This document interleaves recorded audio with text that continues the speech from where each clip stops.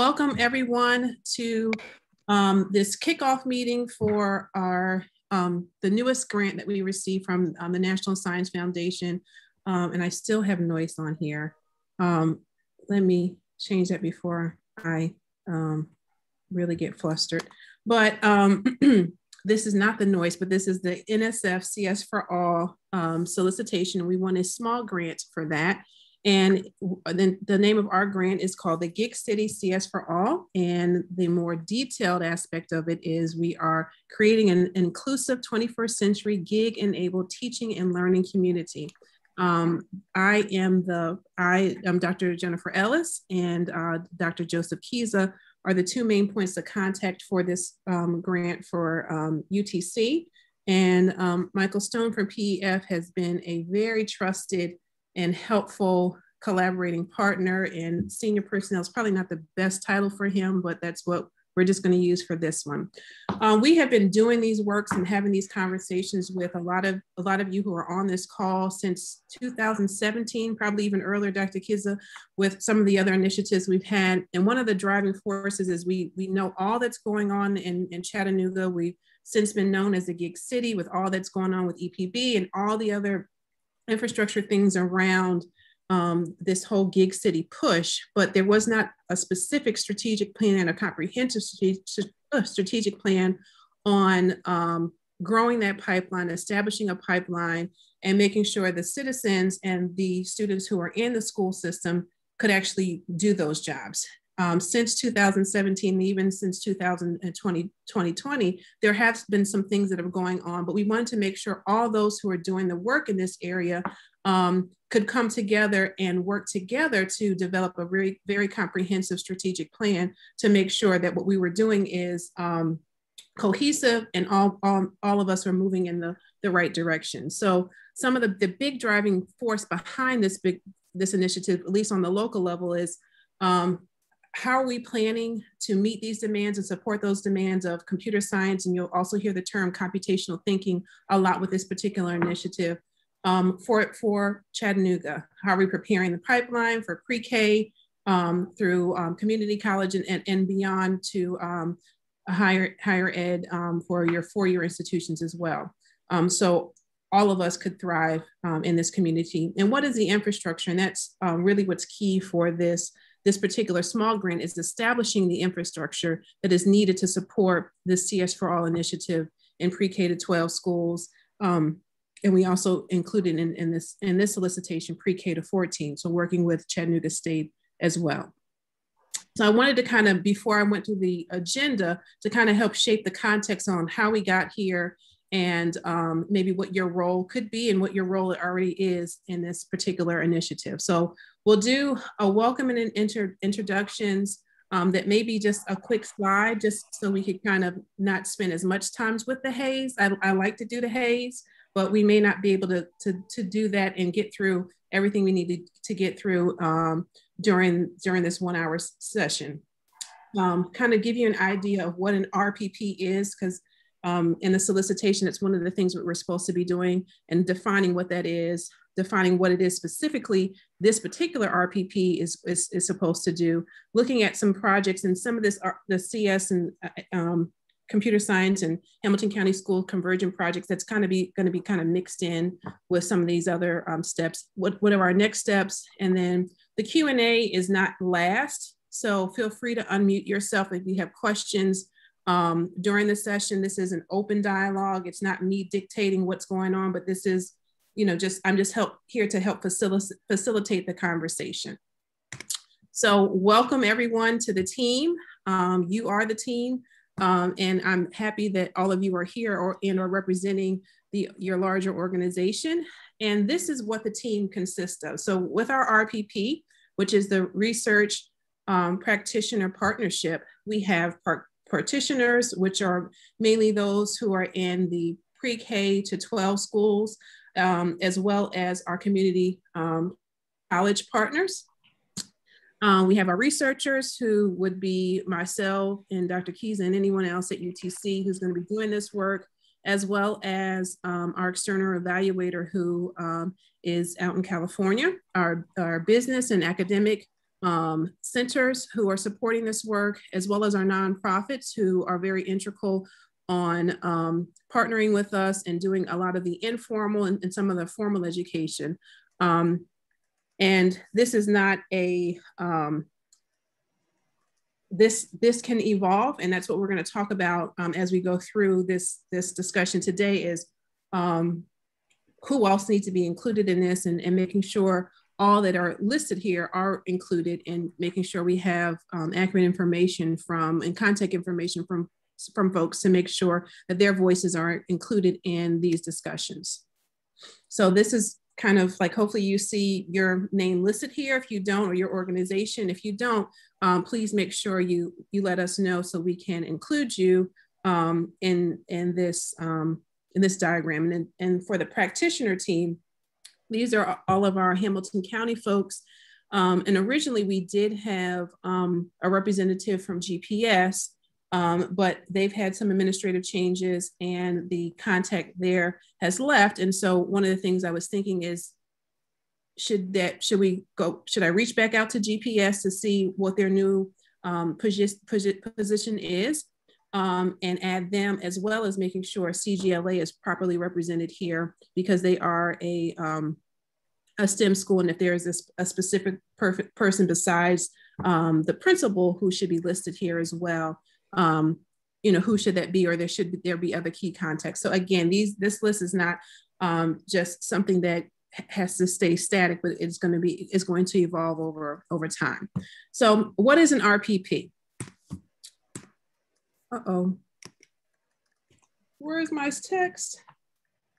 My text is gone. Okay. So an RPP is, and it was a beautiful slide. Let me see if I can pull it up on my end. See, it's here. And why wouldn't it appear for you guys that way? So you can see it now, correct? Yeah, okay. I don't know why it just wanted to do that. So it's a network of research institutions. And so our institution is really an institution with UTC, the state or the local education agencies, and we're working with Hamilton County to acknowledge an education issue of high priority. So in this case, our high priority issue is the computer science, having an intentional computer science curriculum and initiative that's going to be implemented throughout pre-K through 12 in Hamilton County, and then working with our community college partnerships as well. We're going to carry out and develop a research plan to address that particular issue. And the ultimate goal really is to have direct implications. I know for a lot of times when people hear research, they get kind of like the glaze over eyes. It's like so impractical, but this is really, what can we do to help provide the infrastructure needed to provide a practical solution? So it doesn't have to be all kinds of graphs and figures, but this is what we're going to do to be implemented. And so for the RPP for computer science, and I think Michael Stone, you had help with designing this lovely logo here. I wanted to give credit, since I basically copyrighted and did a copy paste, but it's for educational purposes. So I think it's okay. And I'm giving oral credit to you. So we're good to go. But for this one, we're really giving some practical solutions that is led not necessarily by UTC, but kind of help facilitated by UTC and our educational agencies to really study the initiative, to see what's really going on here, as well as what other trends are going on with other school districts and schools, to see what are some of these best practices, and seeing what we can do to provide a system-wide solution versus just something that is just specific for one school.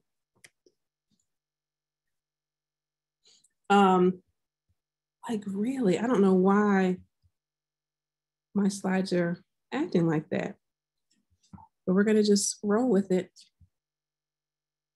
And I do have some kind of computer science background, but you don't really need to have that to work PowerPoint. So I'm not really sure what's going on. But why do we need CS4All and RPP needed in Chattanooga?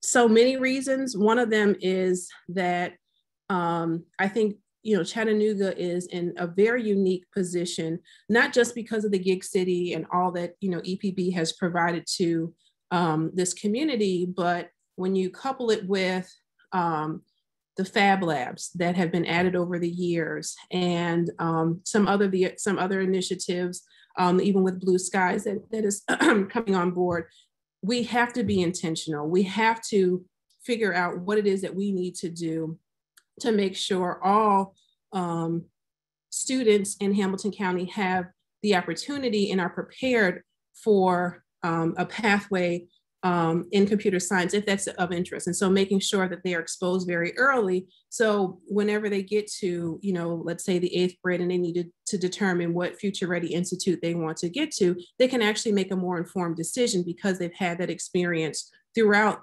their education as they matriculated through Hamilton County schools. And these are just some other things that we have through just, again, we have started this work in 2017, doing some surveys and just kind of doing some observations of what are some of the challenges that we faced here in Chattanooga with respect to computer science, the lack of access, and some of the other initiatives that are going on. I know, and I forgot to mention on some other slides about the Tech Go Home and all the other things that we're doing. And we're being very intentional, but really making sure we all know what we're doing. And so we can really point to certain resources that will help, formal and informal, to really set up the infrastructure needed for all students to win and be successful here. I'm going to try to go back and see.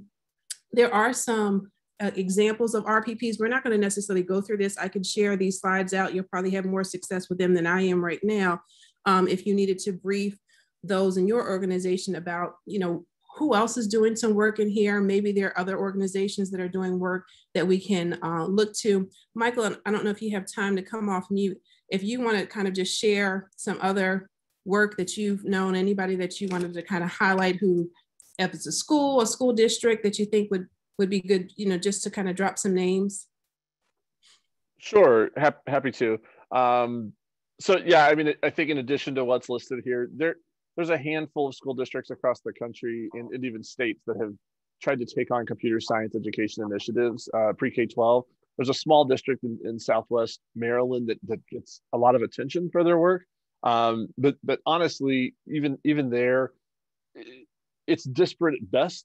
And there's some pretty significant gaps in terms of quality and the efficacy of the work, and certainly the access of like quality computer science education across the board. And that is extremely like that gap gets even wider as we walk backwards from high schools. As we look sort of in that K-8 space, there's a pretty significant gap or opening there in terms of like, there's really not a ton of research and even pockets of excellence to even look at to try to model after.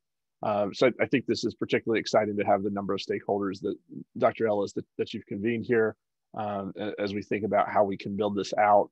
I appreciate the systems approach here and thinking about how we can use computational thinking and computer science to enhance how students engage in literacy and math early in their development, develop that, get a sense of exposure there, and then hopefully develop a STEM identity such that they choose, whether it's through experiences in e-labs in the K-8 space, but certainly by the time they get to high school, they can maybe make a more informed decision and choice about, is CS a right pathway for them? Do they see themselves thriving in CS? I think it's really going to help us close a number of equity gaps that we have currently, both here, but also sort of reflective of the equity gaps that are well documented across the state and the country. Right, and one of the things, you receive national funding from NSF is not just how can we help Chattanooga, but how can we be a model for other districts. And so whatever we do, we will make sure it's documented well, put on a website so other schools and school districts can take what we're doing and replicate that to enhance computer science and computational thinking curriculum in their districts. There are some other state models, for good or for bad, but just across the line. In Georgia, they have some computer science pathways that they've established. And this was, again, remember we started this work 2017-ish. And so they were doing this work and kind of documented and doing some training during then. And I think Jeff is on here. And he was thanks. He was very helpful in making sure we had access to this information to kind of help us put some framework and context around this as well. So with our award, we do have funding for us to travel to other schools and school districts in other states to do that. So some of you would be a part of that team. Due to COVID, we probably will do some virtual trips. So we'll probably need to figure out where we want to go this year, and or we can defer the money for year one and just go on a lot of trips in year two to really make sure we understand what is it that we do like and maybe we don't like from other schools and school districts, to see what would be some best practices that could be implemented here as we develop our the infrastructure to support this initiative. There has been some work done in computer science, or this CS4All-ish space in Tennessee. When we were first doing this work, Tennessee was not looking really good on some of these initiatives, but there are some standards that have been developed for K-8 for digital readiness in Tennessee. There's some high school specific options. If you go into computer science standards on the website, those things are listed here. And there's, a lot that's starting to be done. And so again, we're really primed and really ripe to do something well to make a big splash in the state, the region, and as well as the nation. There's some current initiatives that I listed here, and this is not an extensive list. So if Jill or someone from her team wants to kind of chime in, if there's somebody from Blue Sky, if you want to just kind of shout out what these things are doing. I think Olivia may be here, or even Jamie, if you want to kind of talk about some of the initiatives for those who may not be familiar with everything that's going on. And or Blake is here. Anybody wanted to kind of say what some future ready institutes that kind of lead towards computer science, anything? I'll mute myself so you guys can kind of just chime in and talk about some of these initiatives. I can quickly just throw in a few things. We're in our first year of implementing the Amazon Boot Up professional development and curriculum for elementary school kids. Is that 35 or 34 elementary teachers, Michelle? And then, e-labs, we have lots and lots of e-labs now, but are adding 9 in elementary schools. Well, we'll have a total of 9 in elementary schools next year. So we have 2 now, we'll have 7 more next year. I'm not sure if anyone's on for Future Ready, but we do have some Future Ready institutes, such as the one at Red Bank High School that's very much focused in this area. Sorry, I can't see who's on the call. I'm trying to, there's just a few people that I can see. Yeah, no, I can. Oh, Blake, you're there. Yeah. So I do, well, I'll just say one last thing first, and that is that what we're really hoping to do is to develop a K-12 continuum of what computer science looks like at each grade level, and how we can make sure that like every kid has some computer science exposure every year from kindergarten on up. So that's really the work that we hope to kind of jump into in coming summer and next school year. Yeah, Future Ready, the big ones that are bound around institutes. This doesn't mean all computer science classes in CTE. It just means the ones that have an institute. So Red Bank High School, Cited Daisy High School had the Blue Cross Technology Academies, as well as Tyner Academy has a networking pathway as well as a coding pathway, and they do that work with EPB. I think that's really the big ones. Others have elements of computer science, but those are the ones that are wrapped around the computer science classes.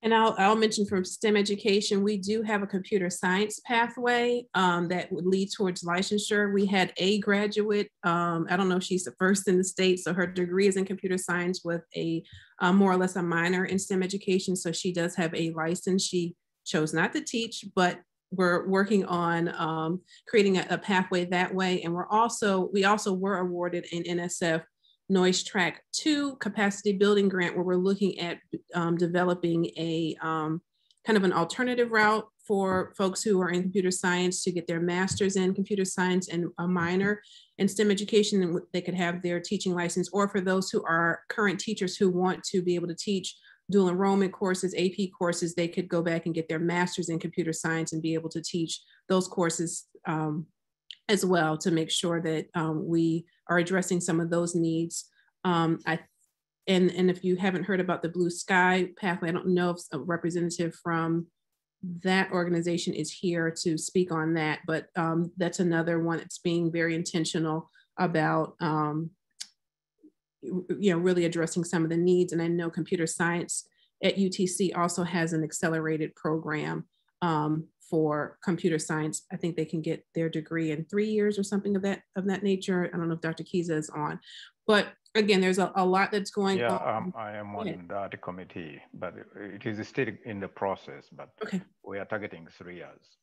Okay, 3 years. And then I know that there's some informal education opportunities that are going on with Girls Inc. and the Enterprise Center. And so there's a lot that's going on in this space. So we're, again, just making sure we all know what's going on and kind of have even a database. That could be one of the initiatives that our graduate assistant Jacob Robbins can work on to make sure that our website actually kind of lists what's going on and making sure we know who to contact for those particular needs. We're also kind of alluding to what some of what Jill said is we're actually looking for some supplemental funds for a full-time person in Hamilton County that would be really responsible for robotics and computer science. And so I will be asking NSF for a portion of the money to help support this initiative, because we feel it's essential to making sure that there's somebody who is dedicated to really developing the curriculum and being able to, and being responsible for the professional development and just really holistically thinking about what does this look like and how can it be implemented in Hamilton County schools. And so more specifically about this particular initiative, we wanted to kind of give you a big picture overview of what was going on, and then kind of give you more of a program overview for this GigCity CS4All. So this is a partnership with Hamilton County Schools, Chat State, PF, and really all of you who are listed on that lovely graphic who are included in this RPP. And we will be working together as stakeholders to really develop and implement what this pathway would look like, what's going to be needed to support it, and what other opportunities we could provide Hamilton County students inside of the classroom and even outside. So looking at internships and research opportunities, what does it really look like for a student if we want to just introduce them to computer science? And for those who really have the interest and the skills in computer science, how can they apply it in a formal and informal capacity, and how as a community can we support them moving forward, and how can this be replicated? So the goals of the project are, we have 4 major goals. The first one is really to submit this RPP, to identify who should be included, and making sure that we're expansive with how we define these stakeholders, and making sure that we don't overlook those who are doing work in this realm and or who can support work that are doing that are doing some work in the computer science and computational thinking, like I said, formally or informally. Really define what these roles are for all of us, to determine who's going to be doing what is our vision for the CS4All for Hamilton County, and develop the system to make sure we can have an impact on all students in the county, and making sure that the students are engaged and they're set up for academic success. And I know whatever we do has to fit into the mission and strategic plan of Hamilton County Schools, and really wrap itself with the state standards, and not be an add-on, but something that really enhances and helps reinforce the main state standards that these students are going to be assessed throughout their time in school. The goal 3 is to make sure we advance the research and develop the course pathways and align them again for students. So I guess I did 2 and 3 together. And then for 4 is really to pilot. And so as we mentioned, or as Jill mentioned, that there'll be 9 elementary schools. And so when we were initially proposing this, we were thinking maybe we should look at a cross section of schools. And we still may do that when we're talking about piloting things, or should we just look at elementary? So as a RPP, and then maybe even as a subcommittee, we'll determine what are these schools we want to pilot? How do we want to pilot them? What is it specifically we want to do? during these 2-year period, and what does that look like? And then how, again, can that be scaled up? Because right now we have a small grant. We can go in and apply for a medium, or a large grant once we have proven that we have the infrastructure, and with the funding, it could help us really scale things up. And so we have the 3 different phases where we are formalizing the RPP. We'll implement and evaluate the small pilot, and then we will focus on refining what that pathway and curriculum looks like based on what we've learned from the pilot, what we've learned from doing some evaluations of other RPPs and other school districts who are doing some things to see what is it we really need to do? How can we customize this curriculum for us? And then what is this implementation plan to be able to scale up district-wide? There's no, without research questions, Dr. Keys and I wouldn't exist. So we have some research questions here as well, just really looking at, how can we do this effectively? What are the learning strategies and the models that would make this effective, and how can we be inclusive for all communities? We're not looking at just one particular school in the district, but all schools in the district, and how can we make sure that this is accessible for every student who goes through and matriculates through Hamilton County School?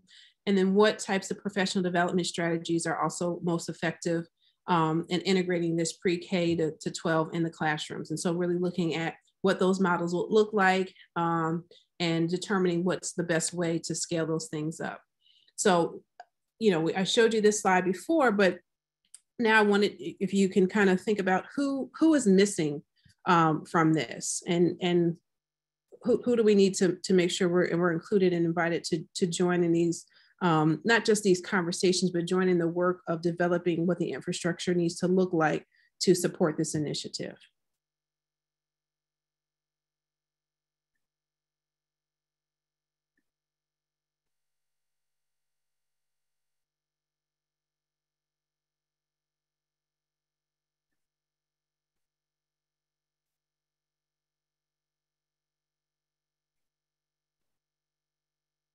Does this look pretty comprehensive, or?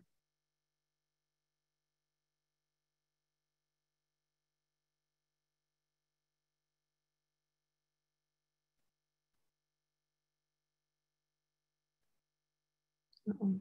I see somebody in the chat. Hold on, if I can get to it.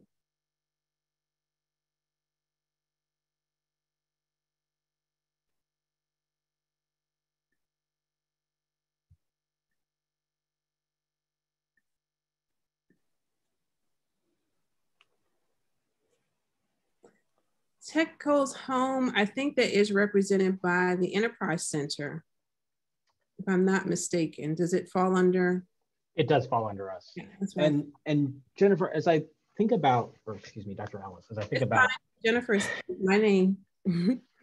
as I think about kind of some of the potential business partners, I think it could be really useful to tap into, the various developer groups, some of the meetups. Obviously that has looked different, but those sort of slightly more informal networks, professionals in the space, some of this idea of, every company is a computer science company at this stage, could be really interesting as we think about the ecosystem. Yeah, and we talked about that, and I didn't add it as a bullet, but you're right. We need to include the startup companies, because they're going to be looking for folks too. And how do we support them? And then kind of, it's hard to envision what their real needs are going to be, but what are the fundamental skills that you want to make sure folks have so they can even enter in that space. And I would, at the top of that list, I would include ChaDev, and then include Chat is the other one. It used to be CodeXX, but 2 networks of developers from all stripes, all kinds of organizations, and just have been great partners to us and the Innovation District. Okay, yeah, that's good.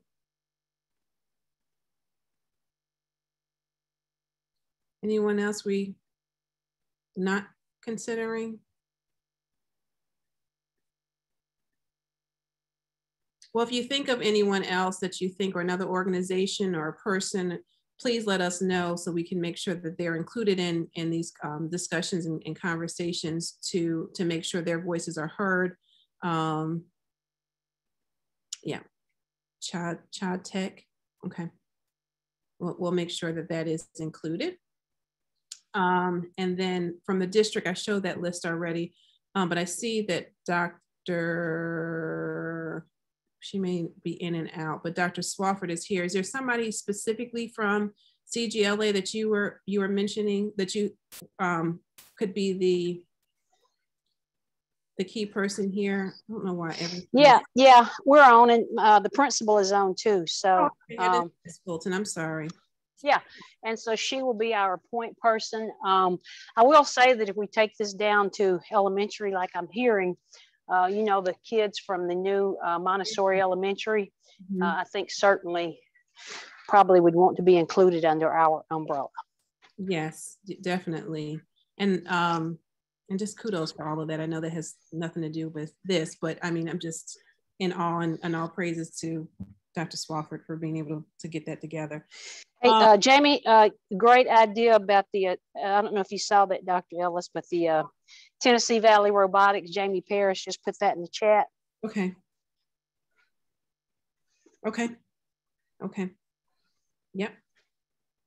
Yep. So this is great. And so, so we do have Ms. Fulton as the key contact for CGLA, and then whomever else that I mean, you all do so much in tech. So if there is somebody specific that you wanted us to include, or if you wanted somebody more specific on the new charter school, the new Montessori charter school, we can add that person as well to make sure we have the true K through 12 continuum for the charter schools. I think that would be great too.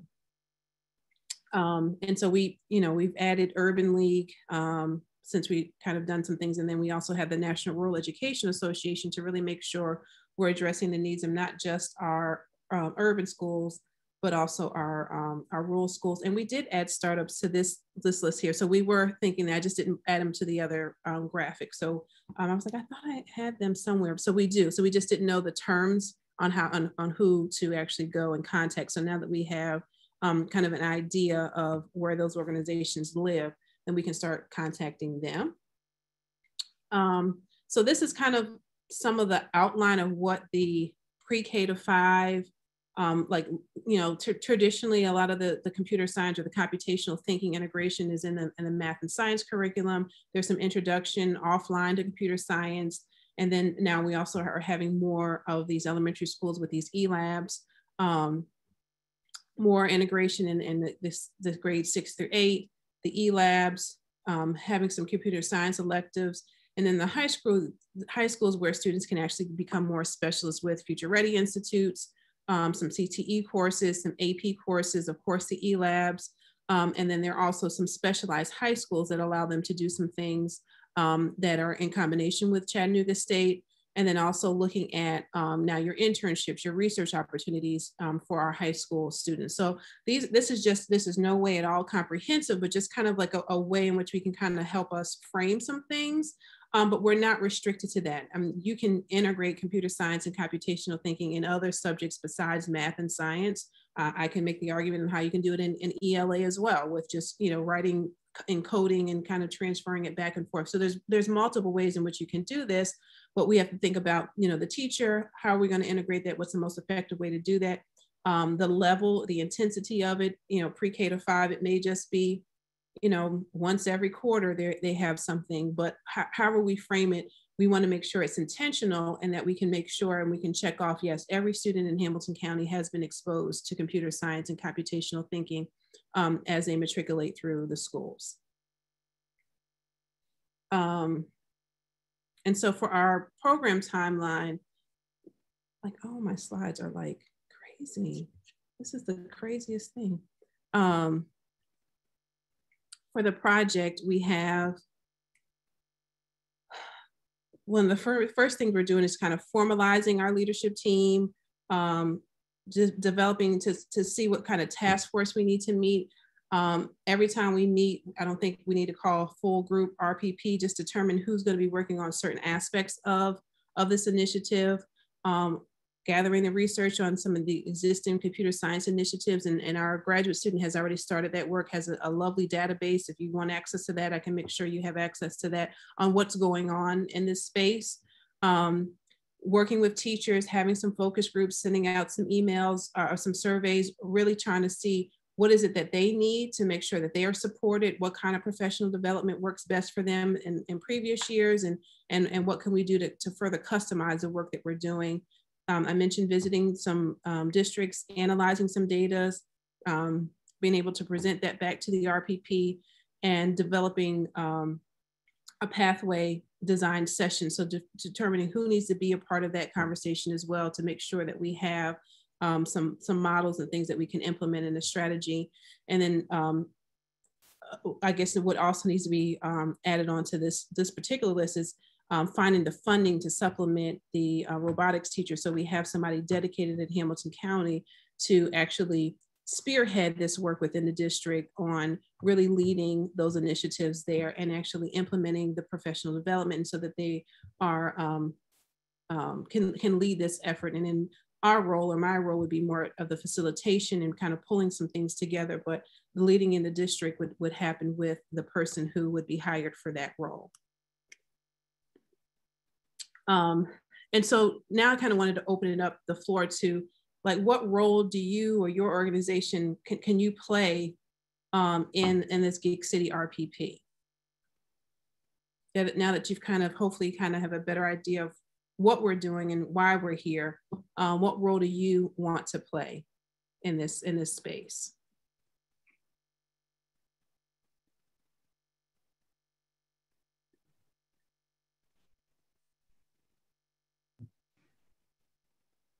All right, I won't be shy. Looking forward to supporting in a lot of different ways, from the kindergarten level through coordination and communication with Olivia and the Future Ready team and things like that, to just look at creating a cohesive, we're calling kind of a ramp to recognize as we increase opportunities for our high school students, whether it's the Blue Sky Initiative or others. While we're increasing opportunities, we need to make sure that we're increasing supports, because otherwise we're going to increase the equity gap, not decrease it. So just looking to engage and empower all students starting in kindergarten to make sure that they're being supported. And so then looking at if we need students to have, you know, these content skills and habits when they're graduating from us in 12th grade, what do they need to have in order to be able to be successful by the time they get to 9th grade, 6th grade, you know, and kind of back down from that. So kind of backwards designing and making sure that we're providing opportunities to all students to make sure that we're, I guess right now we're kind of calling it the equity ramp, but for right now, just making sure all students are getting that additional lift and support. And we'll help coordinate with the K-12 computer science person. Michelle from our office should definitely jump on next and talk about the Amazon Boot Up grants and what's coming after that. Voluntold. Thank you, Grant. I've worked with the Amazon computer science cohort. It's part of the Amazon Future Engineering program. And we received a 3-year grant for professional development. And so next year will be our 2nd year. And we hope to have more of an advanced group of teachers who went through the program this year, and then a new group so that we will have a representative from all of our elementary schools for the Amazon cohort. But we have just been asked to join a middle school initiative for computer science through Project STEM. This is an extension of the Amazon Future Engineer program. And then we also have in after school programs for girls, we have GigCity Girls at almost 15 Hamilton County schools. Those are sponsored by McKee Foods and EPB. Hey, Dr. Ellis, can you hear me? This is Brad Leon with Blue Sky.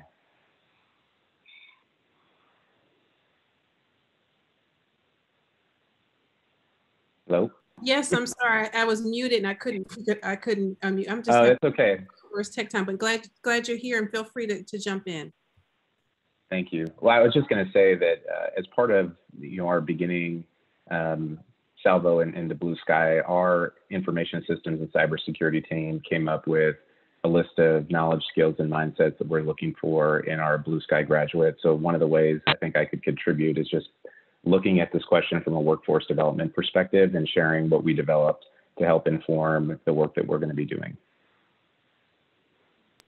Great. I think that would be helpful if we kind of had like a North Star to point to, like, okay, so we want to make sure, because I know with part of your, in order for those students to be successful, they're going to need some skills in some coursework that they need to do in a high school level, so they can, you know, go be successful and be prepared for these accelerated bachelor degree programs. And so whatever we can do to make sure those students have that exposure and so they can be successful is one of the key components of this initiative. I agree, 100%.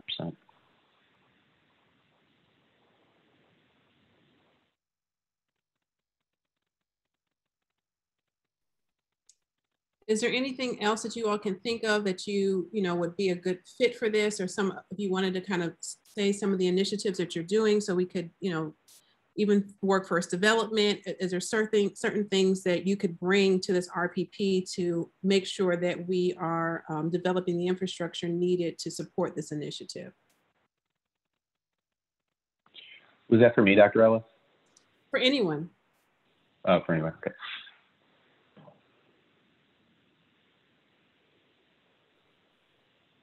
I did want to add on the high school side, we are really trying to expand our EPSO, our early post-secondary opportunities. That's a lot of dual enrollment, AP courses, things of that nature, which means our teachers are going to get further trained in these type areas, in computer science, mathematics. You know, science is a big focus for us around that.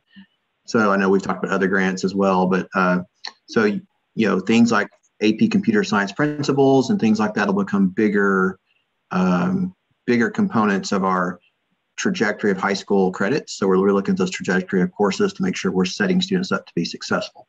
So, you know, in high school, you're going to see that becoming more prominent over time, especially as this early post-secondary opportunities become more prominent.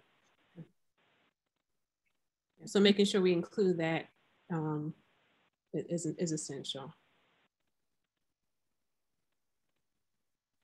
Anyone from our nonprofit organizations who may want to talk about some of the roles that you could play in this RPP would be helpful as well.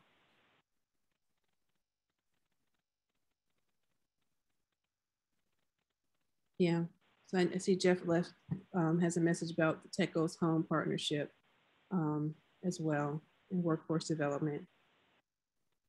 So that's good. Thanks, Jeff.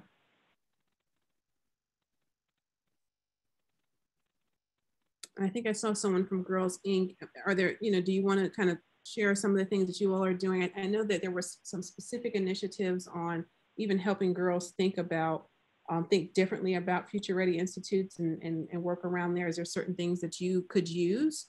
So, I mean, as we were thinking about not just a small grant, but as we were looking for other opportunities, there may be current needs that you do have that we would love to do this, but we don't have the capacity or the funding to do that. And so if we know those things going in, we can start thinking, you know, how can we help shore up some of these other spaces to make sure whatever equity gaps that we have or gender gaps that we have, we're being intentional with that, and we know who are the key players who are specialized to do that type of work.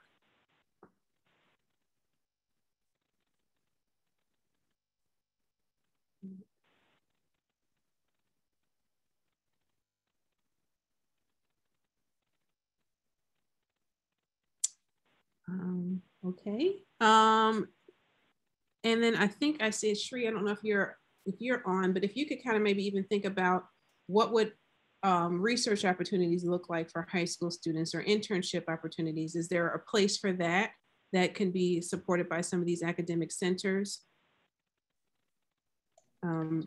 Yeah, I think that should be very possible. We'll need to talk to a little bit more. I think we have done it in the past a long time ago, but those were more one-offs where we kind of brought a high school student in to have them involved in research, but we can be more, you know, focused and have a pathway, which is, you know, it's more where we are trying to do it on a more, I guess, rigorous basis and provide a pathway basically. So every summer we will provide X number of internships for undergraduate. Well, kind of like an REU type program, a research experience for undergraduates, this will be research experience for high school students or something like that. And I know that would help. Right. And I know like students at the STEM school have been doing work and working with QUIP and others. So even if it's development of PBL that are more intense, that, you know, more intentional collaborations we can see in these respective centers. And so students actually know, oh, I can do this here. I can do this type of work here. I think that would be also helpful. Yeah. But I just wanted to kind of really just have an opening meeting about this award, the possibilities for it, and what the GCDI. Kristen, you want to talk about that? Sure. I guess to talk about it, the Global Center for Digital Innovation is going to be a K-14 Fab Lab, and we're right here on Chat State's campus. So I saw Dr. Powell on the call and Dr. Donan. So it's Hamilton County Schools, STEM School, and Chat State all working together. So we should have space to provide professional development. We'll also have a lot of space for kids to come and do workshops and hopefully eventually even take classes, whether or not they're dual enrollment. We haven't really planned it yet. We're hoping to be open in April, or at least moving in. So we haven't moved in yet. So we can't really share exactly what it is, but we're on our way. And so, but I think it could be a really, especially for professional development for teachers, because with the e-labs and the fab labs, we can put a twist on physical computing and coding and how those things work together with prototyping. So it's a pretty easy on-ramp for students to become interested in coding. Right, and we did write into the grant specifically for the GCDI to serve as that institute for you and Dr. Powell to help with that professional development and kind of thinking through on a small scale, what does it look like? And then how do we scale this up? And so I see that many of you are still, this is all new. I need to go back and talk with some folks to see where we could do. So this is the purpose of this, is to say, this is what this GigCity CS4All is about. And then for you to help us to determine what does that look like? What is your role going to be? What are our roles going to be? And then I'll send out another email and maybe even a quick survey after this, not directly after this meeting, but maybe later on this week, about some of the more nitty-gritty portions of this, so we can actually start doing the work to making sure that we, again, have this infrastructure that really can support this initiative. Oh, the public library. Yeah. Good. Thanks, Chrissy. Do you guys have any questions, any concerns, any ideas that we haven't thought about? This chat is great. Anything else that you would like to add?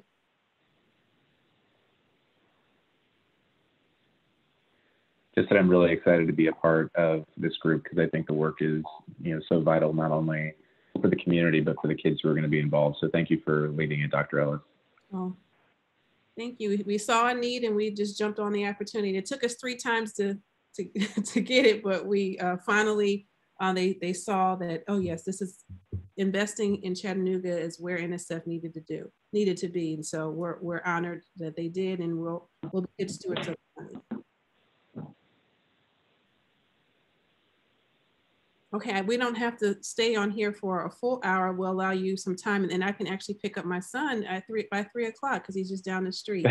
Because I was going to shift it to Jacob to see for him to lead us in. And I was going to run out of here at like 2:55 and pray I had all green lights. But I don't have to. I can say that prayer and let Jesus work on something bigger than red and green lights. But thank you all for coming, and I look forward to getting your feedback about specific roles and task force that you might want to serve on, so we can get this work done. And if there are any districts or schools that you can think of that you would like to visit, or like for us to visit or contact, feel free to let us know that as well. Thank you all. Thank you.